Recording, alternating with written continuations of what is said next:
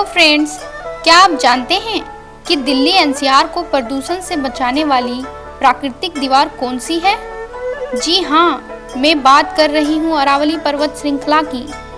अरावली सिर्फ एक पर्वत श्रृंखला नहीं है, बल्कि यह उत्तर भारत के पर्यावरण का सुरक्षा कवच है। लेकिन अफसोस की बात यह है कि आज यही अरावली धीरे धीरे विनाश के कगार पर पहुँचती जा रही है। अरावली इस वक्त खतरे में है और अपने अस्तित्व की लड़ाई लड़ रही है। मैं एक ज्योग्राफी की छात्रा हूँ।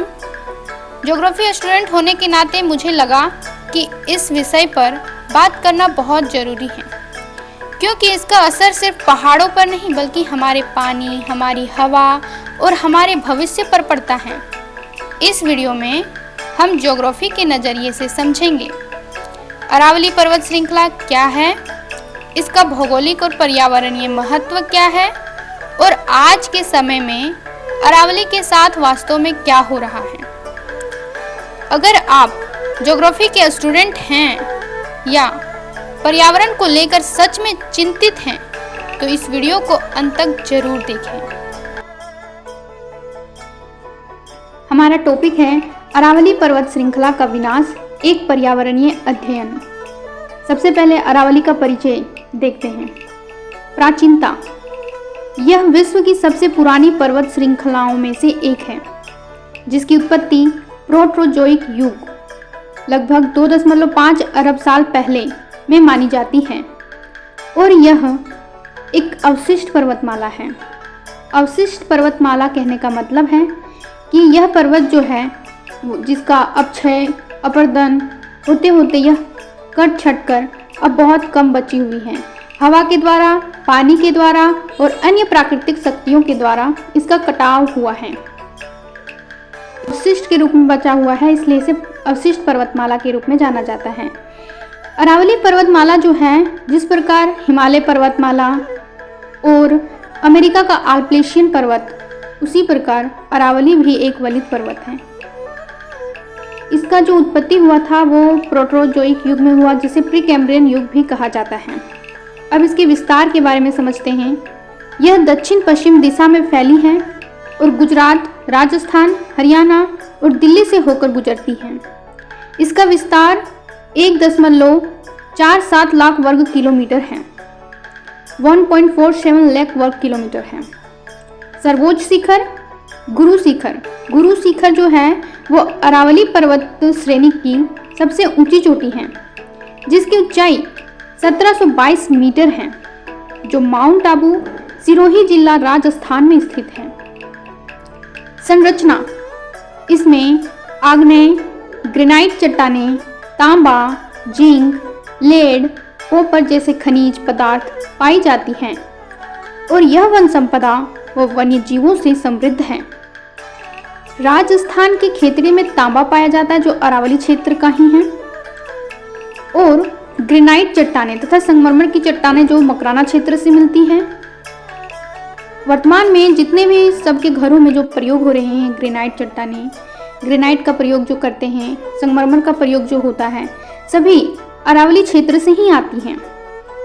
और वन संपदा तथा वन्य जीव।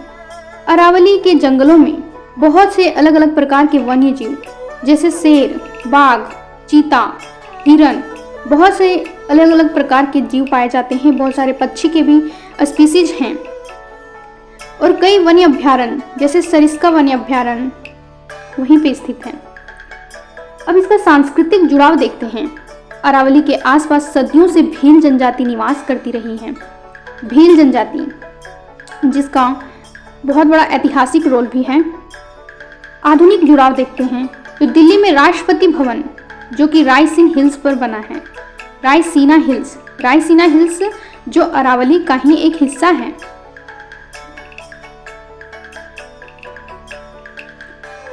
अरावली पर्वत श्रृंखला का महत्व। Importance of Aravalli range. First, मरुस्थलीकरण रोकने में भूमिका। अरावली पर्वत जो है वो क्या करती है? अरावली पर्वत श्रृंखला थार मरुस्थल को पूर्व की ओर फैलने से रोकने का कार्य करती है। यदि अरावली कमजोर होती है तो मरुस्थलीकरण हरियाणा, दिल्ली, पश्चिमी उत्तर प्रदेश तक फैल सकता है। सेकेंड, जल संरक्षण एवं भूजल पुनर्भरण। अरावली क्षेत्र वर्षा जल को रोककर भूजल पुनर्भरण यानी ग्राउंड वाटर रिचार्ज में सहायक है। इस क्षेत्र के नष्ट होने से जल संकट गहराता है। थर्ड, जैव विविधता का संरक्षण। अरावली क्षेत्र अनेक वनस्पतियों, वन्य जीवों और पक्षियों का प्राकृतिक आवास है।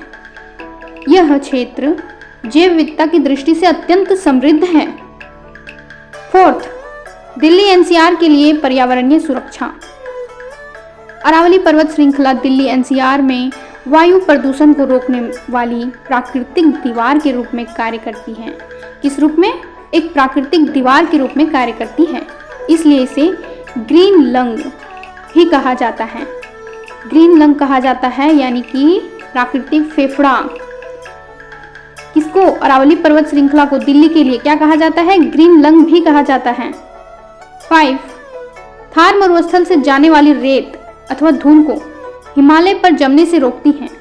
यदि ऐसा होता तो हिमालय में अगर जम जाती तो बर्फ में जितना भी गर्मी पड़ता, धूल जो होते हैं वो सूर्य के प्रकाश से बहुत जल्दी गर्म हो जाते हैं। रेत और जितनी जल्दी गर्म होती बर्फ उतना ही जल्दी पिघलता और इससे बाढ़ की प्रॉब्लम बढ़ जाती है। 6, अरावली उत्तराखंड के लिए मानसून काल में स्पीड ब्रेकर का काम करती हैं। किस प्रकार? स्पीड ब्रेकर का काम करती हैं। अगर अरावली नहीं होता तो मानसून काल में जो भी दक्षिण पश्चिम मानसूनी हवाएं हैं वो डायरेक्ट जाके उत्तराखंड में टकराती। वैसे अरावली जो है वो मानसूनी पवनों को अवरोध तो नहीं कर पाती क्योंकि वो उसकी दिशा में है, उसकी विरोध दिशा में नहीं है बल्कि उसी की दिशा में है इसलिए, लेकिन यह उत्तराखंड के लिए थोड़ा बहुत स्पीड ब्रेकर का काम करती है। नहीं तो उत्तराखंड बाढ़ से और भी ज़्यादा वहाँ पे तबाही मच जाती।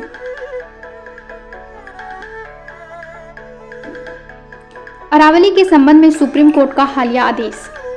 हाल ही में सुप्रीम कोर्ट ने अरावली पर्वत श्रृंखला की एक नई भौगोलिक परिभाषा को मान्यता दी है। इस आदेश के अंतर्गत पहला, नए नियमों के मुताबिक सिर्फ 100 मीटर से ऊंची पहाड़ियां ही अरावली का हिस्सा हैं। यानी कि सुप्रीम कोर्ट ने भौगोलिक परिभाषा दी किसकी? अरावली की। और उस परिभाषा के मुताबिक फर्स्ट उन्होंने क्या कहा कि नए नियमों के मुताबिक सिर्फ 100 मीटर से ऊंची पहाड़ियां ही अरावली का हिस्सा हैं। यानी 100 मीटर से जो कम होगी उसे अरावली नहीं माना जाएगा। और सेकेंड उन्होंने क्या कहा कि 100 मीटर ऊंचाई वाले 2 पहाड़ों के बीच की दूरी 500 मीटर से कम है तो वह अरावली पर्वत श्रृंखला मानी जाएगी।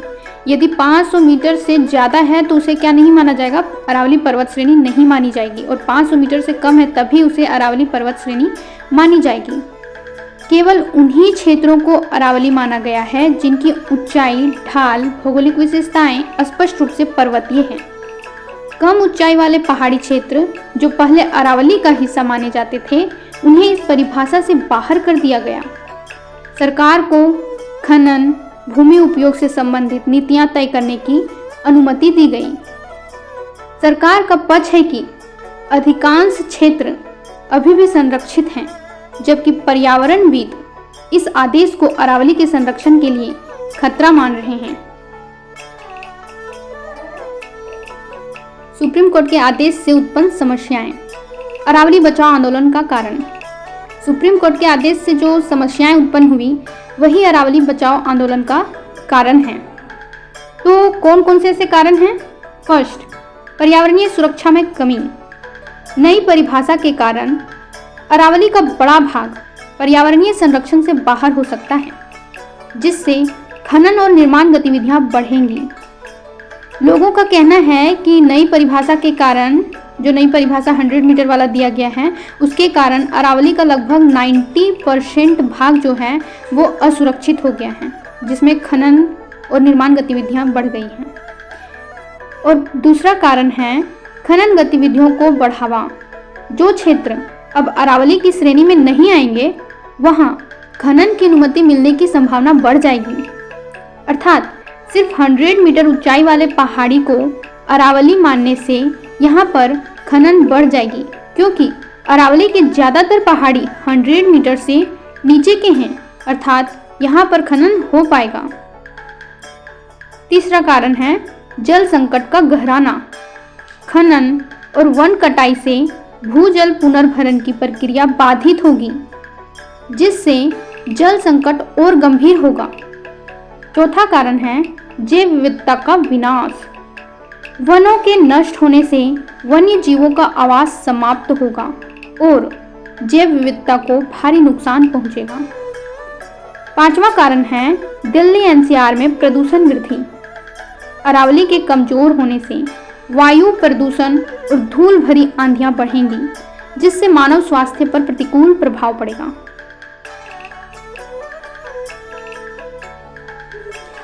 इम्पैक्ट कौन कौन से ऐसे प्रभाव पड़ेंगे? पहला, मरुस्थलीकरण का विस्तार। दूसरा, भूजल स्तर में निरंतर गिरावट। तीसरा, स्थानीय जलवायु परिवर्तन। चौथा, कृषि एवं ग्रामीण आजीविका पर नकारात्मक प्रभाव। पांचवा, भविष्य की पीढ़ियों के पर्यावरणीय अधिकारों का हनन। अब इसके लिए सुझाव क्या देना है, सजेशन। पहला सुझाव है अरावली पर्वत श्रृंखला को पूर्ण इको सेंसिटिव जोन घोषित किया जाए। पूरी तरह से इको सेंसिटिव जोन घोषित करने की सुझाव है। दूसरा सुझाव है अवैध खनन पर कठोर दंड और सख्त निगरानी की व्यवस्था हो। तीसरा सुझाव है पुनर्वनीकरण यानी अफॉरेस्टेशन और जल संरक्षण परियोजनाओं को बढ़ावा दिया जाए। चौथा सुझाव है स्थानीय समुदायों को संरक्षण प्रक्रिया में भागीदार बनाया जाए। और पांचवा सुझाव है विकास कार्यों में सतत विकास सस्टेनेबल डेवलपमेंट के सिद्धांतों को अपनाए जाएं। निष्कर्ष, कंक्लूजन क्या निकलता है? अरावली पर्वत श्रृंखला का विनाश केवल भौगोलिक समस्या नहीं बल्कि राष्ट्रीय पर्यावरणीय संकट है। कैसा संकट है? राष्ट्रीय पर्यावरणीय संकट है। सुप्रीम कोर्ट के हालिया आदेश ने इस विषय को और अधिक संवेदनशील बना दिया है। आज आवश्यकता है कि विकास और पर्यावरण के बीच संतुलन स्थापित किया जाए ताकि अरावली को बचाकर भविष्य की पीढ़ियों के लिए सुरक्षित पर्यावरण सुनिश्चित किया जा सके। अरावली का संरक्षण ही भारत के पर्यावरणीय भविष्य की रक्षा है। तो दोस्तों, आज के इस वीडियो में हमने ज्योग्राफी के नज़रिए से अरावली पर्वत श्रृंखला को समझने की कोशिश की। उसका महत्व क्या है और उसके विनाश से हमारा पर्यावरण कैसे प्रभावित हो सकता है। अगर आपको यह वीडियो जानकारी देने वाला लगा हो या आपको लगा हो कि ऐसे विषयों पर बात होनी चाहिए तो इस वीडियो को लाइक जरूर करें। Thank you.